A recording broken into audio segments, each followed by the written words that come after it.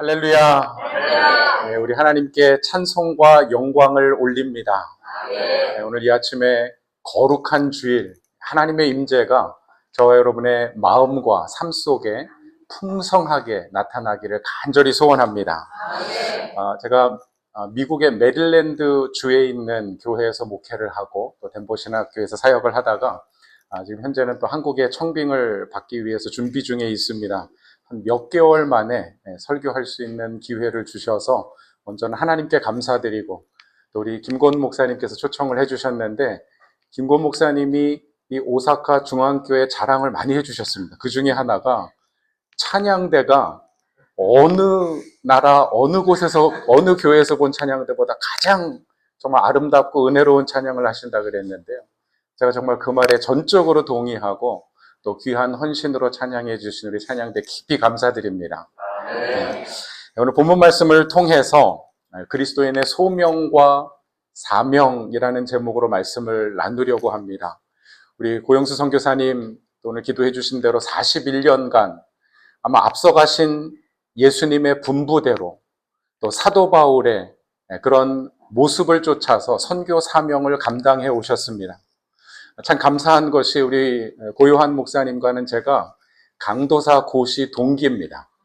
지난 6월에 같이 우리 LA에 가서 강도사 고시를 보고 우수한 성적으로 졸업을 하셨고 합격을 하셨고, 우리 목사님 또 저도 이렇게 같이 또 강도사 고시를 패스할 수 있어서 얼마나 감사했는지 모르겠습니다. 또 앞으로 하나님의 교회를 위해서 또 복음과 선교를 위해서 귀하게 쓰임받고 또 동역하는 동역자 될 수 있기를 간절히 소원합니다. 오늘뿐만 아니라 또 주일 예배로 우리가 함께 예배하면서 우리 오사카 중앙교회 모든 성도님들, 또 이 자리에 함께 하신 주의 종들이 그리스도인으로서 앞서간 사도 바울의 여정을 쫓아서 저 여러분에게 주신 소명과 사명으로 재무장하는 시간 될 수 있기를 바랍니다. 스톡홀름 신드롬이라는 표현이 있습니다. 그럼 정상적인 관계에서는 영향력을 주고받을 수 없는 그럼 범죄자와 인질로 잡혀있는 사람과 인질범 사이에 영향력을 주고받는 것이죠. 그럼 실제로 1973년도에 스웨덴의 수도인 스톡홀름에 한 은행의 강도가 들었습니다. 6명의 인질을 붙잡고 대치극을 벌이다가 그러면 인질 사태가 종료가 되었습니다. 그러면 이 판사가 인질범을 재판하기 위해서 재판을 열었는데, 그러면 인질범들을 정말 그들이 저지른 죄를 증언해야 할 이 인질로 잡혀있던 사람들이 재판장에서 그 인질범을 두둔하는 것입니다. 그가 그런 범죄를 지을 수밖에 없었던 그의 어려운 환경들을 이야기하면서 선처를 호소합니다. 그럼 이 현상을 두고 이 스웨덴의 범죄학자였던 닐 베로트라고 하는 사람이 이것을 스톡홀름 신드롬이라고 하자. 그럼 어떤 극한 상황에서 인질로 잡혀 있었던 사람들이 인질범을 옹호하는 것, 인질범이 인질들에게 영향을 주는 것을 스톡홀름 신드롬이라고 이야기를 합니다. 그럼 반대 경우도 있습니다. 그럼 인질들이 인질범에게 영향을 주는 것이죠. 이것을 리마 신드롬이라고 합니다. 그럼 리마가 어느 나라의 수도일까요? 네, 페루의 수도입니다. 그럼 이 1994년도에 페루에 있던 일본 대사관에 반정부군들이 들어왔습니다. 그리고 한 400여 명의 대사관 직원들, 방문객들을 인질로 잡고 인질극을 벌이게 됩니다. 그럼 127일 동안 인질극을 벌이는데 그 기간 동안에 그럼 대부분의 인질범들이 청소년들이었어요. 저 밀림 정글 산악지대에 교육도 받지 못하고 가정의 돌봄도 받지 못하던 사람들이 인질범으로 있다가, 그럼 그 인질로 잡혀있던 일본 대사관 직원들의 어떤 선처, 그들의 도움에 감화가 되어가지고 어떤 전투력이 다 상실되어가지고 127일 후에는 전원이 자수하게 됩니다. 아무도 다친 사람도 없이 다 자수하게 돼요. 그럼 인질로 잡혀있던 사람들이 인질범을 변화시킨 것입니다. 이걸 무슨 신드롬이라고 한다고요? 리마 신드롬. 그럼 성경에 보면 이런 현상들이 나타나는 것을 볼 수 있습니다. 정상적인 관계에서는 도저히 영향력을 끼칠 수 없는 관계인데 그럼 영향력을 주고받은 것이지. 그럼 사도행전 16장에 보면 사도 바울이 마게도냐 환상을 보고 빌립보라는 곳에 이르러서 이제 유럽 선교를 시작하게 됩니다. 그럼 그곳에서 귀신 들린 여종 하나를 만나게 되죠. 기도하는 곳에 가다가 귀신 들린 여종을 만나고 그가 바울과 함께한 동행 일행들을 괴롭게 하는 것을 보고 바울이 그 귀신을 내어쫓습니다. 그럼 이 귀신 들린 여종에게는 주인들이 있었어요. 한두 명의 주인이 아니라 여러 명의 주인들이 돈을 투자해서, 왜냐하면 이 귀신 들린 여종이 아주 용한 신기를 가지고 있었습니다. 점을 쳐서 돈을 벌어서 그 돈을 함께 나누어 갖는 것이죠. 근데 바울이 귀신을 내어쫓고 나니까 신기가 떨어졌습니다. 더 이상 점을 쳐서 돈을 벌 수 없다고 하는, 그럼 그 현실 앞에서 이 주인들이 화가 나서 바울과 실라를 고소해서 빌립보 감옥에 가두게 됩니다. 그럼 사도행전 16장에 보면 그냥 감옥에 가둔 것이 아니고요, 많이 때리고 옷을 찢고 손과 발에는 착고를 채우고 감옥에 가두었습니다. 그럼 바울과 실라 입장에서는 전도하겠다고 빌립보에 찾아왔는데 그가 기도하는 곳을 다니다가 귀신에게 사로잡혀서 고통당하는 여인을 도와주었는데, 그럼 아마 맞은 몸은 아파왔을 것이고 찢겨진 옷은 수치스러웠을 것이고 그럼 손발에 매인 착고는 조여왔을 것입니다. 그런데 정말 그 절망스러운 상황 속에서, 그럼 만약에 죄를 지어서 감옥에 들어간 상황이었다면 정말 소망 없는, 풀려날 기약이 없는, 그럼 바울과 실라가 갇힌 곳이 깊은 감옥이라고 성경이 표현하고 있는데, 제가 지난 2월 달에 그리스 선교, 우리 성지순례를 성도들과 함께 다녀오다가 빌립보에 가서 깜짝 놀랐습니다. 왜냐하면 빌립보에 바울이 갇혔다는 감옥이 깊지가 않더라고요. 그냥 노천에 다 공개되어 있는 그런 장소더라고요. 그럼 왜 깊은 감옥이라고 표현했냐면 이것은 위치적으로 지하 3층, 4층 저 깊은 곳에 있다는 표현이 아니라, 그럼 중범죄자들이 갇히는, 그 누구도 풀려날 수 없는, 그럼 그 감옥에 갇히면 거의 무기징역이나 사형에 처해질 수밖에 없는 절망적인 감옥을 표현한다고 이야기합니다. 그럼 그 깊은 감옥에서 소망조차 품을 수 없는 그 절망 속에서 놀라운 일이 일어납니다. 그럼 사도행전 16장 30절 이하에 보면 31절에 그럼 이 간수가 내가 어찌하여야 구원을 얻겠사옵나이까? 31절에 바울과 실라가 이렇게 대답합니다. 주 예수를 믿으라. 그리하면 너와 내 집이 구원을 얻으리라. 믿으십니까? 아멘. 여러분의 가정이 여러분으로 인하여 구원의 은혜가 임할 수 있기를 주님의 이름으로 축원합니다. 그럼 정말 주님을 위하여 살아가는 사람들의 삶에는 그런 열매가 나타나야 된다는 것입니다. 정말 예수 그리스도를 온전하게 믿는 성도들의 가정이 변화되고요, 자녀들의 삶이 변화받고, 그럼 정말 헌신된 그리스도인으로 살아가는 부모, 아내, 그럼 그런 믿음의 열매들이 맺힌다는 것이죠.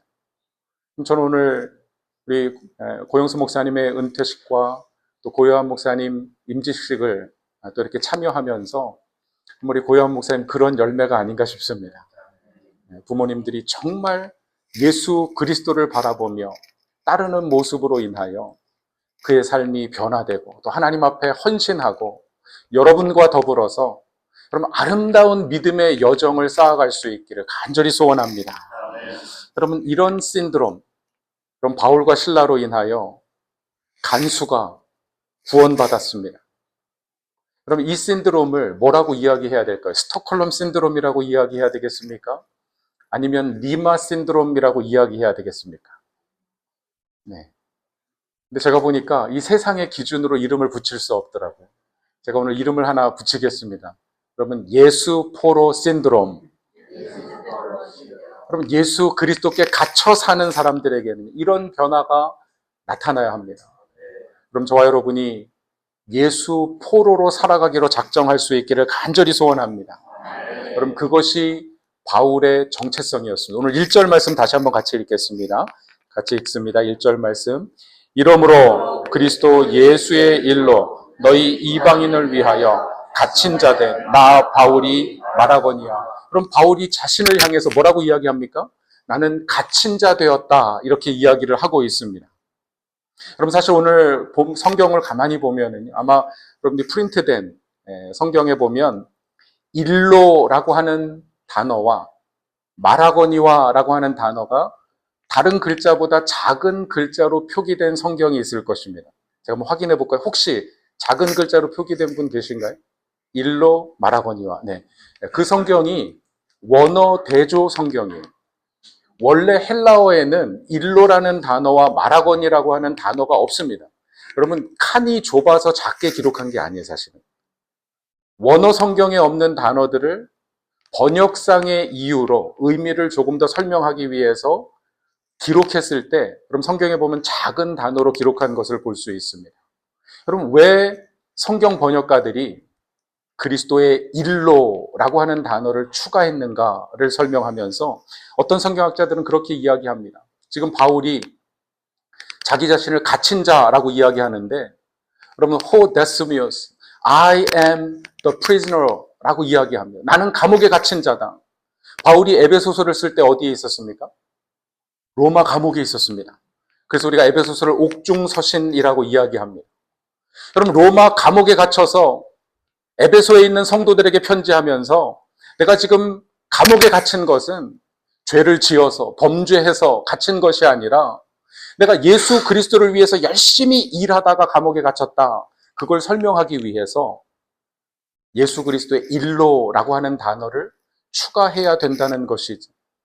여러분, 그런데 가만히 생각해 보면 사도 바울이 지금 이야기한 에베소 교회 성도들에게 편지하면서 쓴 표현은 헬라어로는 이런 표현입니다. ho desmios to Christo 예수. I am the prisoner of Jesus Christ. 나는 지금 감옥에 갇혀 있는 자가 아니라 나는 예수 그리스도에 갇힌 자라고 이야기하고 있는 것입니다. 그럼 이것이 바울의 부르심이었습니다. 바울의 정체성일 뿐만 아니라 그는 평생 예수 안에 갇힌 자로 살아가기 위해서 노력하던 사람이었습니다. 세상을 쫓아 살아가지 아니하고 오직 예수 그리스도 안에 갇힌 자로 살기 위하여 그는 자신이 평생 좋다고 여기던 것들을 다 배설물로 여기고 오직 예수 그리스도를 아는 지식이 가장 고상한 지식임을 깨닫고 그럼 그리스도를 위하여 그 삶을 헌신한 것입니다. 우리 고영수 선교사님 그리스도를 위하여 조국 땅을 버리고 일본에 와서 선교사로 평생을 살아오셨습니다. 우리 고요한 목사님도 이곳에서 2살 때 오셔서 평생 정말 어떤 면에서 보면 정체성의 한 면은 일본 정체성을 가지고 계시고 일본인으로서 한국인으로서 그럼 그보다 더 중요한 그리스도 안에 갇힌 자로서 살아가실 수 있기를 주님의 이름으로 축원합니다. The prisoner of Jesus Christ. 예수 안에 갇힌 자로 살아가야 합니다. 여러분 사람들은 누구나 나도 모르는 사이에 무언가에 사로잡혀서 살아가고 있습니다. 어떤 사람들은 물질에 사로잡혀 살아가기도 하고 어떤 사람들은 평생 자기 즐거움에 사로잡혀서 살아가기도 합니다. 그럼 그런 재밌는 유머가 있습니다. 사실 있었던 이야기가 아니고 인터넷에 나온 유머니까 이해하고 들으시면 좋겠습니다. 그럼 어느 목사님이 골프를 너무 사랑하셨어요. 날씨만 화창하면 밖에 나가서 골프를 일주일에도 3일, 4일을 골프 칩니다. 근데 어느 날 주일 아침에 눈을 떠봤더니 날씨가 너무 화창한 거예요. 눈앞에 시퍼런 그린이 펼쳐지면서 골프 치고 싶으신 거예요. 그래서 자기도 모르게 그만 교회에다 전화 걸어서 아프다고 거짓말을 하시고 골프장으로 향하셨습니다. 교인들이 없는 먼 곳에 골프장으로 가셨어요. 이 모습을 지켜본 천사들이 너무 화가 나서 하나님, 이 고약한 목사님 계십니까? 이 목사님 좀 혼내주십시오. 하나님이 알았다 그러세요. 이 목사님이 골프장에 올라가서 첫 번째 티샷을 탁 날리는데 홀 인 원. 한 번에 그냥 공이 들어가 버렸어요. 두 번째 홀에 들어가서 또 탁 치는데 두 번째 홀인원. 그럼 홀인원은 프로 골퍼들도 평생 한 번 할까 말까 한 그럼 그런 기적인데 세 번째 샷을 날리는데 또 홀인원 3번이나 됩니다. 천사들이 화가 나서 아니 하나님 이 목사님 좀 혼내달라 그랬더니 왜 홀인원을 3번이나 하게 해주십니까? 그랬더니 하나님이 그런 말씀하셨대요. 냅둬라. 지가 그걸 어디 가서 자랑하겠냐. 아마 자랑하고 싶어서 평생 미쳐 죽을 게다. 뭐 유머 이야기입니다. 뭐 그런 목사님 있지도 않을 것이고, 하지만 그런데 이 이야기를 읽으면서 유머지만 정말 씁쓸한 유머예요. 목사도 그럴 수 있습니다. 물질에, 명예에, 성공에 사로잡혀 살아갈 수 있습니다. 저도 선교사로 캄보디아에 살면서 제가 어느 날 한순간 그런 생각을 하게 되더라고요. 그냥 이 상태로 20년 평생 먹고 살 수 있겠다. 그럼 그냥 편안함, 안락함에 안주할 수 있습니다. 그럼 목회자나 선교사만 그렇습니까? 성도들은 그렇지 않습니까? 그럼 저와 여러분은 무엇에 사로잡혀서 살아가고 있습니까? 무엇이 우리 인생을 이끌어가고 있습니까? 나도 모르는 사이에 정말 예수 그리스도가 아닌 무언가에 사로잡혀 살고 있지는 않습니까? 그럼 사도 바울은 오직 예수 그리스도께 사로잡혀 가던 사람이었습니다. 여러분, 이 세상에 그 무엇도 우리에게 참 자유를 줄 수 없습니다. 오직 그리스도만이 자유이십니다. 여러분, 그리스도 안에 잡혀 살아가는 것, 그리스도 안에 갇혀 살아가는 것이 우리를 속박하는 것이 아니고 우리의 삶을 진정으로 자유하게 할 수 있다고 하는 사실을 기억하시기를 주님의 이름으로 축원합니다. 그럼 사도 바울이 그런 삶을 살았죠.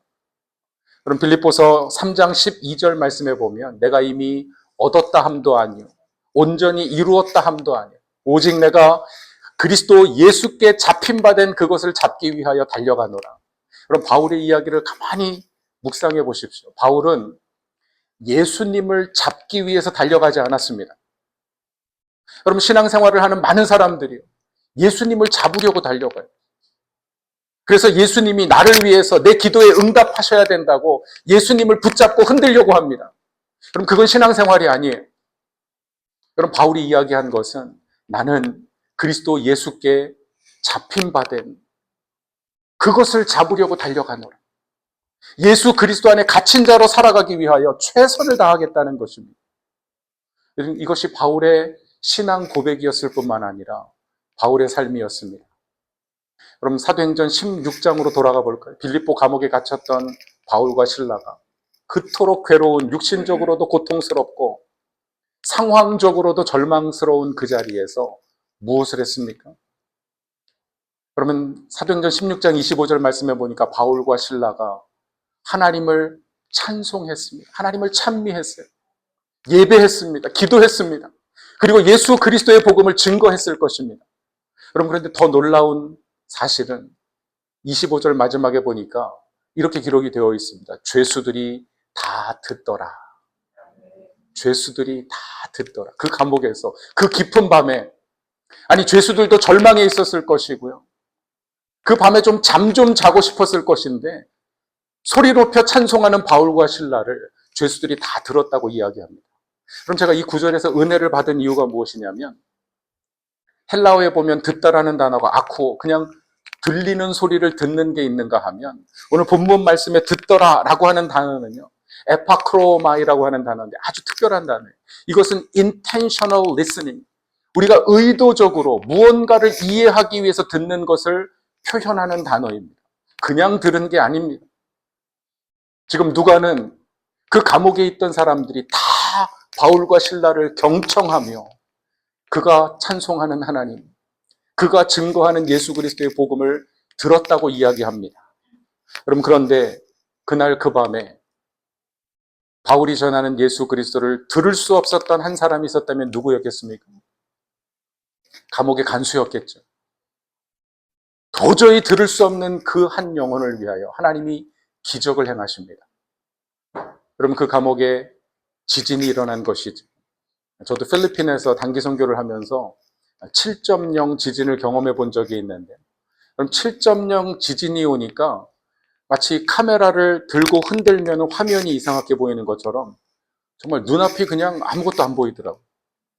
여러분들도 지진을 많이 경험해 보셨으리라고 생각이 되는데, 그럼 지진이 나면 건물의 구조가 흔들리고 옥문이 열리는 것은 당연한 일입니다.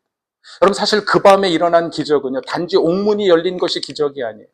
그럼 어떤 사람들은 진짜 기적은 지진이 일어났는데 손발에 묶인 착고가 풀어진 것이 기적이다 이야기합니다. 그렇죠? 그럼 지진이 일어났는데 여러분 목에 건 목걸이가 풀어질 확률이 얼마나 될까요? 그럼 지진이 일어났는데 손발에 매여 있는 착고가 풀어진 것은 분명한 기적이에요. 아마 그 밤에 그 감옥에 갇혀 있었던 모든 사람들이 이것은 기적이라는 사실을 부인할 수 없었을 것입니다. 그리고 그들의 삶에 어떤 변화가 일어난 것이죠. 정말 바울이 전한 예수 그리스도가 살아있는 하나님의 아들이시오, 우리를 구원하실 수 있는, 우리의 모든 죄를 사하시고 우리의 죄값을 대신 지불해 주시고 우리를 영원한 나라에 인도하실 하나님의 아들이라고 하는 사실을 확신할 수 있었을 것입니다. 그런데 그 밤에 일어난 진정한 기적, 더 놀라운 기적이 있습니다. 그럼 간수가 잠에서 깨었습니다. 지진으로 인하여 옥문이 열리고 착고가 풀어진 것을 보고 모든 죄수들이 다 도망한 줄로 생각하고 그가 자기 칼에 엎드려서 자결하려고 했습니다. 그런데 그 순간 저 깊은 감옥에서 소리가 들려옵니다. 내 몸을 상하지 말라. 같이 한번 따라 하겠습니다. 내 몸을 상하지 말라. 우리가 다 여기 있노라. 그럼 제가 이 구절을 묵상하면서 충격을 받고 놀란, 정말 소스라치게 감동받은 단어가 하나 있습니다. 그럼 어떤 단어가 감동이 되었을까요? 내 몸을 상하지 말라. 우리가 다 여기 있노라. 여러분에게는 어떤 단어가 감동이 되십니까? 표정을 보니까 별로 감동이 안 되시는 표정입니다. 그럼 저는 묵상하면서요, 바울이 지금 뭐라 그러냐면 우리가 다 여기 있다는 거예요. 아니, 바울과 실라가 도망가지 않은 것은 이해가 됩니다. 그는 예수 그리스도를 위하여 정말 주님을 섬기다가 이곳에 와 있으니까 자신의 무죄함을 증명하고 정정당당하게 그 감옥을 걸어나가고 싶었을 거예요. 그런데 바울과 실라가 뭐라고 이야기하냐, 우리가 다 여기 있다. 한 사람도 도망가지 않았다는 것입니다. 그럼 생각해 보십시오. 만약에 그 감옥에서 그날 밤 착고가 풀어진 죄수 중에 한 사람이라도 도망갔다면요, 아마 빌립보 감옥은 난리가 났을 것입니다. 아니, 빌립보 시내가 그 탈옥수를 잡기 위해서, 여러분 그 간수는 도저히 복음을 들을 수 없는 그런 상황에 처해졌을 것입니다. 그런데 한 사람도 도망가지 않은 것입니다. 그럼 그로 인하여 이 간수가 예수 그리스도를 만나게 되고, 그럼 더 놀라운 사실은 이 간수가 바울과 실라를 집으로 데려다가 상처를 다 깨끗이 씻고, 그럼 아마 새 옷을 입히고 함께 음식을 나누며 그 온 집이 세례를 받았더라. 그럼 이것이 예수 그리스도 안에 갇힌 자들의 삶에 일어날 은혜인 줄로 믿습니다.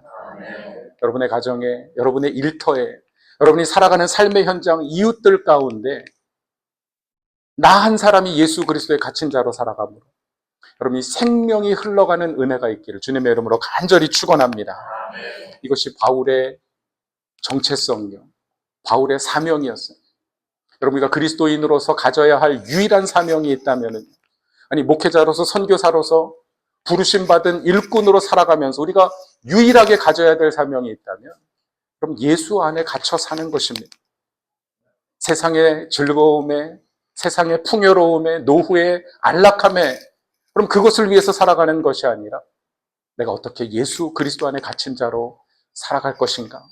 이것이 저와 여러분의 유일한 소명과 영적인 정체성 될 수 있기를 주님의 이름으로 간절히 축원합니다. 여러분, 한 가지 더 생각을 해보도록 하겠습니다. 오늘 짧은 구절이지만 사도 바울은 자신의 소명이 무엇인지, 나는 예수 그리스도 안에 갇힌 자라고 이야기할 뿐만 아니라 나의 남은 삶, 나를 부르신 그 주님을 위하여 살아가야 할 목적이 무엇인지를 이야기하고 있습니다. 우리 1절 말씀을 다시 한번 같이 읽겠습니다. 시작. 이러므로 그리스도 예수의 일로 갇힌 자 된 나 바울이 말하거니와. 그럼 바울의 사명이 누구를 위해서라고요? 이방인을 위하여.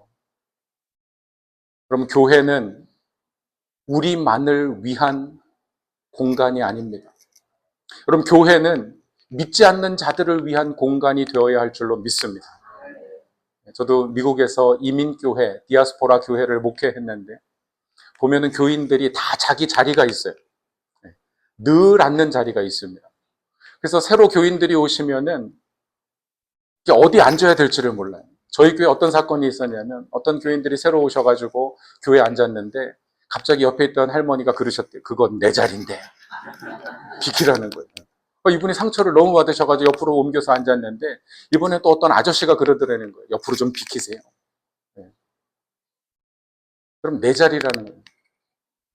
그럼 교회는 교회 밖의 영혼들을 위한 공간이 되어야 할 줄로 믿습니다. 그것이 바울의 정체성이에요. 바울은 예수 믿고 나서 예수 믿는 형제들과 교제하고 그들과 하나님을 찬미하고 예배할 뿐만 아니라 그럼 믿지 않는 영혼들을 위하여 자신의 모든 것을 바쳤습니다. 그럼 목사만, 선교사만 그래야 합니까? 여러분, 이 시대에 세움받은 모든 교회가 정말 믿지 않는 자들을 위해서 우리가 존재한다는 사실을 깨달을 때, 헌신할 때, 그럼 주님의 나라가 이 땅에 임할 뿐만 아니라 그럼 그리스도의 남은 과업, 이 세계 선교의 사명이 그럼 우리 시대에 성취될 줄로 믿습니다. 그럼 어떻게 이방인들을 위하여 우리가 헌신할 것인가?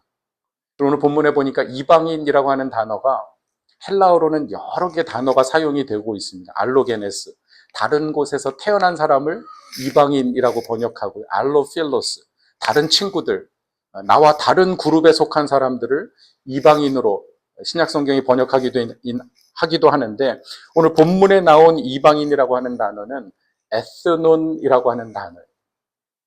그럼 이 단어는 예수님께서 마태복음 28장 19절 이하에 너희는 모든 민족에게로 가서 이 민족이라는 단어가 에스논이라고 하는 단어입니다.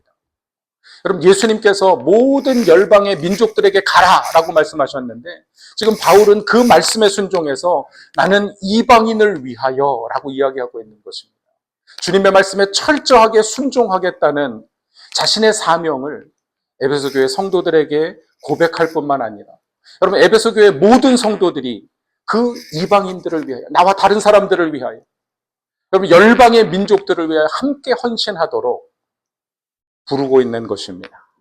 사랑하는 성도 여러분, 저와 여러분도 정말 우리를 이곳에 세우신 그럼 오사카 중앙교회는 그럼 한인들뿐만 아니라 우리 일본 성도들이 함께 모여서 우리를 왜 이곳에 부르셨는지 기억하고 그럼 우리 주변에 믿지 아니하는 모든 분들을 위한 사명을 감당하실 수 있기를 주님의 이름으로 축원합니다. 그러면 하나님이 일하십니다. 그럼 선교가 정말 재미있고 흥미있고 은혜로운 이유가 여기에 있어요. 우리가 헌신하면 하나님이 채워주세요. 물질도 채워주시고 사람도 보내주시고 하나님이 복음의 문도 열어주시고 복음의 열매도 하나님이 친히 거두시는 줄로 믿습니다. 그럼 저는 한국에서는 사실 이제 단기 선교 전문가로 그렇게 한 10여 년을 사역을 했고요. 교단 선교부에서 또 단기 선교에 관한 책자를 출간한 적이 있습니다. 그럼 제가 가는 곳마다 단기 선교를 강조하는데 제가 2002년도에 미국의 버지니아라고 하는 그 주에서 한인교회를 섬기면서 선교 목사로 사역을 했습니다. 매년 한 7개, 8개 단기 팀들을 전 세계로 이렇게 파송을 해요. 근데 이제 한 2주에서 한 열흘 정도 다녀오게 되는데 몇 가지 룰이 있었습니다. 그 룰 중에 하나가 뭐냐면 어느 나라의 단기 선교팀을 보내든지 간에 그 나라 사람을 이 버지니아에서 찾아가지고 10주에서 12주 동안 기본적인 언어 공부를 하셔야 되는 거예요. 그러니까 예를 들어서 페루의 단기 선교팀 파송하면 멕시코나 볼리비아 스페니시 사용자는 안 되고 반드시 페루 사람을 찾아야 됩니다. 그래가지고 10주 동안 언어 훈련을 하고 가는 거예요. 그럼 2002년도에 저희가 몽골로 처음 단기 선교팀을 파송하는데 단기 선교 팀장이 와서 그래요. 목사님, 몽골어를 배우기 위해서 몽골 사람을 찾는데 도대체 이 워싱턴 지역에서 찾을 수가 없다고. 좀 찾아달라고. 그래서 제가 교회 수소문을 해보니까 저 크리스탈시티, 미국의 국방부, 펜타곤이라고 하죠. 그 국방부 앞에 있는 일본 식당에서 히바치라고 하는 일본 식당을 운영하시는 집사님이 거기 그릇 닦는 형제가 몽골 사람이에요. 그래서 저보고 목사님 제가 이 형제를 토요일 날 아침에 2시간 시간 페이하고 교회로 보낼 테니까 왔다 갔다 하는 시간이 있으니까 1시간 몽골어 배우고 이렇게 제가 12주 동안 보내주겠습니다. 그래서 언어를 배우기 시작했습니다. 이 형제가 와가지고 우리 단기팀에게 몽골어를 매주 인사말부터 가르쳐 주다가 몽골 어디로 가냐? 울란바토르로 간다. 그랬더니 이분이 그러면 내가 울란바토르에 가족이 있는데 선물 좀 보내고 싶다. 갖다 줄 수 있겠냐? 갖다 주겠다. 다음 주에 선물을 가져왔는데요. 이민 가방으로 2개를 가져왔어요. 그것도 자크를 다 풀어가지고 보니까 53명의 이름, 전화번호를 가져왔는데 처음에는 가족들만 그러더니 뭐 친구, 친척, 이웃들까지 다 뭐 단기성교팀이 약속했으니까 우리가 가져다 주겠다. 그렇게 선물을 받았습니다. 그런데 문제는 그 다음 주에 일어났어요. 이 친구들과 가가지고 주변에 있는 몽골 친구들에게 자랑을 한 거예요. 7명의 몽골인들이 14개 이민 가방을 가지고 그 다음 주에 교회 찾아온 겁니다. 우리도 좀 갖다 달라고. 그러면 단기선교팀들이 고민하다가, 왜냐하면 저희 단기선교 가면은 의약품도 또 뭐 헌옷까지 신발, 안경 다 수집해가지고 선교사님 갖다 드려서 단기 사역을 해야 되는데 맡은 짐만 16개인 거예요. 이걸 갖다 줘야 되니까 다른 짐은 아무것도 못 가져간다. 저희가 고민하고 기도하다가 그러면 올해는 선교사님 갖다 드릴 거 다 포기하자. 그리고 딜리버리 미션. 한국에서는 배민 사역, 배달의 민족 사역을 하자. 그래가지고 저희가 그 16개 짐을 갖다 주는데 이 8명의 친구들을 불러가지고 영상으로 그당 2002년도에 뭐 이런 핸드폰, 스마트폰이 안 나올 때니까 8mm 영상을 다 찍었어요. 가족에게 보내는 영상 편지를. 그래서 몽골에 가서 현지교회 성도님들 또 선교사님들 도움을 받아서 거의 초청하니까 250명 되는 것 같아요. 그 250명 다 전화를 걸어가지고 토요일 날 오후에 3시에 우리 교회로 오셔라. 그러면 미국에서 보낸 선물 드리겠다. 가족이 보낸 선물. 그럼 오겠습니까? 안 오겠습니까? 저희가 한 300명 음식을 준비했는데, 저녁 식사를 준비했는데 한 500명이 오셨어요. 뭐 옆에 친구들까지 다 데리고 교회 들어오지도 못하고 밖에 서가지고 급하게 음식 준비해서, 그래서 가족별로 영상이 딱 뜨면은 뭐 한 4, 50명 일어나가지고 앞으로 나와서 선물 받고 감사하다고 이야기하고, 그리고 나서 저희가 준비한 몽골 찬양하고 선교사님이 복음 제시하고 예수 믿을 사람 손들라고 했더니 그 중에서 60명이 예수 믿겠다고 손들었습니다. 선교사님도 이런 경험을 처음 하셨다는 거예요. 그냥 와가지고 한 번 복음 전하고 60명이 손들고 예수 믿겠다는 거예요. 그래서 그 다음날 주일이니까 오전 10시에 여러분들 오시면 내일도 한국 음식 대접하겠습니다. 그래서 그 60명을 초청했습니다. 그 다음날 몇 명이 왔을까요? 500명이 다 왔어요. 문제가. 그래서 뭐 식사한 교인들 것까지 해가지고 한 2, 300명 준비했는데 갑자기 또 사모님 나가셔서 막 고기랑 사다가 또 200명분 더 준비해야 되니까 더 큰 문제가 생겼습니다. 이분들이 미국 보낼 선물을 바리바리 싸들고 오신 거예요. 갈 때는 16개 이삿짐이었는데 올 때는 23개. 뭐 말고기 말린 거, 뭐 우유 삭힌 거 이런 건 다 제거하고 가져올 수 있는 것만 23. 단기팀들이 돈을 작출해가지고요. 수송비를 대가지고 가져왔습니다. 올 때도 가족별로 영상을 다 찍었어요.